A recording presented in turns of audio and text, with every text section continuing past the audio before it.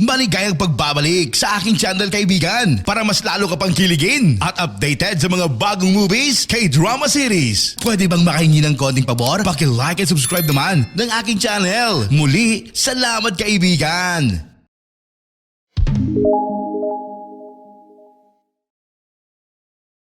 Nagsimula ang palabas sa 5 high school students na laging binubuli sa kanilang paaralan.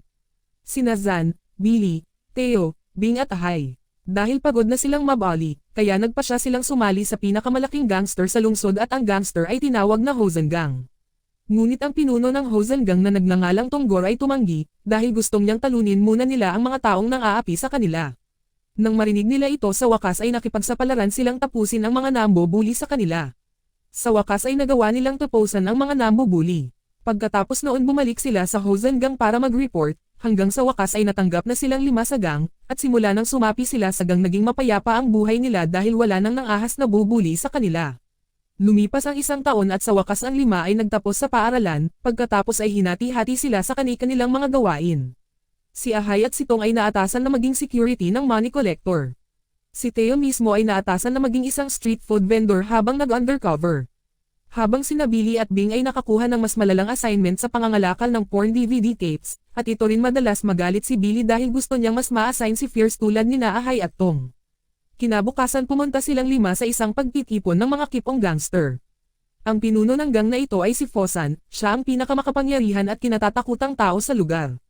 Marami ding mga gangster na boss na pumupunta sa event. Doon ay natulala si Zhang sa kagandahan ni Madam na batang asawa ni Fosan. Pagkatapos ng event nagsagawa ng meeting si Fosan sa mga gangster boss para magkaisa ang bawat gang na wag sakupin ang bawat territory. Pumayag agad silang lahat, pagkatapos si Fosan pinag-usapan ang African gang na tinatawag na Gang 27. Na nang-ahas na pumasok sa kanilang teritoryo upang mawalan ng balanse ang bawat gang. Pinaghihinalaan niya na ang isa sa kanila ay nakipagtulungan sa Gang 27 upang makapasok ito sa kanilang teritoryo. Saka sinabi ng Southern Gang leader na wala siyang alam at itinanggi ang akusasyon. Samantala bumalik si Zhang at mga kaibigan niya sa base para humingi ng ibang trabaho kay Tonggor.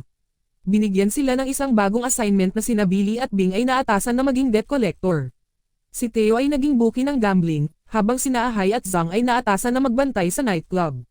Noong gabing iyon sa isang nightclub, aksidenteng nakita nilang 5 ang isang lalaki na nanggugulo sa isang babae doon. Nilapitan siya ni Ahay para pigilan, ngunit hindi ito tinanggap ng lalaki at agad na tinawagan ang kanyang barkada, hanggang sa magkaroon ng away doon. Ngunit tila lahat sila ay miyembro ng Gang 27 na pinamumunuan ni Laksa. At siya ay isang kanang kamay ng boss at isiniwalat dito na ang kanyang boss ay nakipagtulungan sa Gang 27. Ngunit ang pagtataksil na ito ay hindi pa nalaman ni Fosan.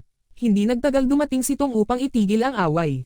Kinabukasan sinimulan ni Billy at Bing na gampanan ang kanilang mga bagong tungkulin bilang debt collector. Ngunit pareho silang natarante dahil hindi nila alam kung paano mangolekta ng utang sa mga tao.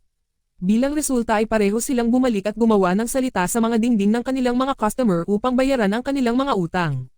Sa ibang lugar na iniimbitahan ni Theo ang kanyang kaibigan na nagngangalang susumali sa Bapkids, tinanggap ni Su ang alok. Matapos ang assignment ay tinawag silang 5 nitong para pumasok sa kanyang silid, at doon na sila binigyan nitong ng isang delikadong gawain. Natapusin ang gang leader ng Gang 27 na isang African. Kung matagumpay ang misyon na ito ay agad silang maaangat sa mas mataas na ranggo. Noong una ay nag-alinlangan sila ngunit sa huli ay pumayag sila para sa promosyon. Noong gabi ring iyon ay nagsimula silang gumalaw at pinagmasdan ang target sa sasakyan. Matapos maging ligtas ang sitwasyon ay bumaba silang 4 sa sasakyan at agad na tinapos ang leader ng Gang 27. Sa huli ay matagumpay na natapos ang misyon, dahil matagumpay nilang natapos ang misyong ito silang 5 sa wakas ay hinirang ni Tong at ni Fosan. Ngayon silang 5 ay gagamitin bilang combat troops. Pagkatapos ay nagdiwang sila at inimbitahan pa nila si Sifa at si Cindy na tinulungan nila dati nung naharas siya sa nightclub. Si Ahay ay agad na umibig kay Sifa at sa huli ay ipinahayag ni Ahay ang kanyang pag-ibig at sila ay opisyal na nagde-date. Gayon din sina Billy at Cindy ay opisyal na ring nag-date. Sa kabilang banda si Along at ang kanyang mga tauhan ay nagplano na maghiganti sa gang nitong dahil sa pagpatay sa leader ng Gang 27 na kanyang business partner. Nagkataon na si Ahay at ang gang ang naatasan na magbantay sa lugar ni Along, hanggang sa wakas ay nagkasagupaan na naman ang dalawang gang. Mukhang maraming tropa ang dinala ng magkabilang partido. Kaya sa wakas ay nagsimula at naganap ang isang malaking labanan doon. Ngunit sa hindi inaasahang pagkakataon napatay ni Ahay si Laksa ang kanang kamay ni Along. Lalong mag-iinit at magkaaway na naman ang dalawang gang na ito, matapos ang away pumunta sila sa local traditional massage para gamutin ang mga pasa sa kanilang katawan. Sa kabilang banda si Tong ay medyo nag-aalala sa pagkamatay ni Laksa, dahil mas lalo pang magagalit si Along at magheheganti anumang oras. Pupunta sila kay Fosan upang ipaalam ang nangyari. Pinuri sila ni Boss Fosan dahil siya ay namangha sa lakas ng loob nila. Lalo na kay Ahay at Tio sa pagpatay kay Laksa. Sinabi ni Boss Fosan kay Tong at Ahay na mag-usap ng pribado. Pagkaalis nila si Zhang nang di inaasahang lumapit sa asawa ni Fosan na si Madam. Sa kabilang banda sinabihan ni Boss Fosan si Ahay na mag-out of town saglit para hindi siya mahanap ni Along. Para sa kapakanan ng kanyang buhay si Ahay ay pumayag. Bago umalis sinabihan din niya si Zhang na pumalit sa kanya pansamantalang at ngayon ang combat troops ay pangungunahan na ni Zhang. Samantala si Boss Fosan nakipagkita kay Boss Along na humihiling na makipag-ayos kay Tong upang maiwasan na ang alitan. Ngunit nanatiling tahimik si Boss Along dahil hindi niya matanggap ang pagkamatay ni Laksa. Kinagabihan si Boss Fosan at ang kanyang asawa ay nagpunta sa isang nightclub para mag-inuman. Dahil si Madam ay lasing na sinabihan ni Boss Fosan si Zhang iuwi si Madam. Siyempre pumayag si Zhang na ihatid siya. Habang nasa daan nagsimulang malasing si Madam at nagsimulang lumapit kay Zhang dahil doon ay agad silang nagbakbakan. Samantala si Boss Along ay naghahanda para sa paghihiganti. Sa pamamagitan ng pagsira sa negosyo ni Boss Fosan na pasugulan. Pagkatapos ay pinuntahan muna nila si Su para suhulan at sinabihan itong hikayatin si Teo na taasan ang limitasyon sa pagtaya para malaki ang tubo na makukuha niya. Halatang magagalit si Boss Fosan at papatayin si Teo kapag nangyari iyon. Nang makita ang alok si Su agad na pumayag pagkatapos ay pinuntahan niya si Teo at sinimulang sabihin sa kanya. Nang marinig iyon nagtiwala siya kay Su. Sa kabilang banda nakatanggap ng tawag si Ahay mula kay Boss Fosan na sinabihan siyang bumalik. Nang hindi nag-iisip ay agad siyang bumalik. Pagdating niya ay mainit na sinalubong agad siya ng kanyang mga kaibigan. Nang nasa base na silang lima ay ginulat sila ni Boss Fosan na dagdag nagpaparusa sa kanyang mga tauhan dahil sa pagiging taksil. Sinabihan niya si Billy na putulin ang daliri ng lalaki, ngunit dito ay nagdalawang isip pa si Billy nang hawak-hawak ang kutsilyo. Bilang resulta ay agad na pinatay ni Zhang ang lalaki. Nang nasa bahay siya ay nakararanas ng hangover si Billy na lumalabas na lulong na siya sa droga. Dahil naubos na ang stock ng kanyang mga gamot at nawalan siya ng malay. Dumating si Ahay at Anggang at sinubukang buhayin si Billy na wala ng malay. Dito pinagalitan din ni Ahay si Cindy sa palaging pagpayag kay Billy ng mga ipinagbabawal na bagay. At dito nalaman na si Cindy ay nasa ilalim ng kontrol ni Boss Along. Na-disappointed si Ahay sa kanya. Kinabukasan ay nagsimulang mahulog si Teo sa bitag na itinakda ng sarili niyang kaibigan na si Suna ang resulta ang pera mula sa kanyang kita sa pagsusugal ay natangay ng kanyang kaibigan. Ngunit ngayon ay naging hunted na siya ng mga department collector kasama na si Boss Fosan, dahil siya ay itinuturing na ninakaw ang pera. Nang mapagtanto sinimulan ni Teo ang pag-impake ng kanyang mga gamit at sinadya na tumakas. Ngunit dahil sa kanyang panik ay nadulas siya at nahulog mula sa gusali hanggang sa bigla itong namatay. Dahil sa lahat ng mga pangyayari na nangyari ang sitwasyon ay ngayon magulo tapos palihim na ipinagpatuloy ni Boss Along ang susunod niyang planong paghihiganti. Habang nasa nightclub si Boss Fosan ay nabighani sa kagandahan ni Sifa. Samantalang si Zhang mismo ang nagtaksil sa sarili niyang mga kaibigan dahil gusto niya talaga ng kapangyarihan. Noong sa hospital umiyak si Cindy at nagsisi sa kanyang ginawa dahil mahal na mahal niya si Billy, ipinaliwanag din ni Cindy na wala siyang choice na sundin ang gusto ni Boss Along dahil may utang ang kanyang ama sa gang. Sa narinig na ito ay nagsimulang kumalma si Ahay at tuluyang napatawad si Cindy. Hindi nagtagal ay nakatanggap din siya ng balita mula sa hotel na si Sifa ay nagkaproblema.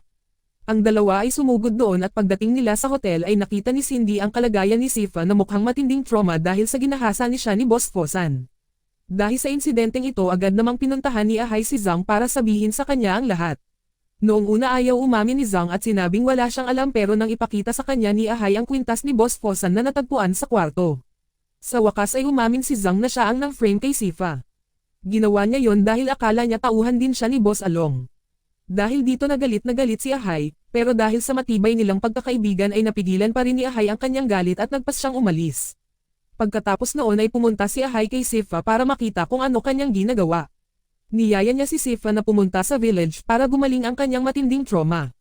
Pagkarinig nito ay pumayag si Sifa tapos pumunta silang dalawa sa village at doon nagsaya. Dahil dito bumuti ang matinding trauma ni Sifa. Sa kabilang banda sina Zhang at Madam palapit na palapit ang relasyon, nagsimula pa nga silang mag-make out sa bahay ni Boss Fosan.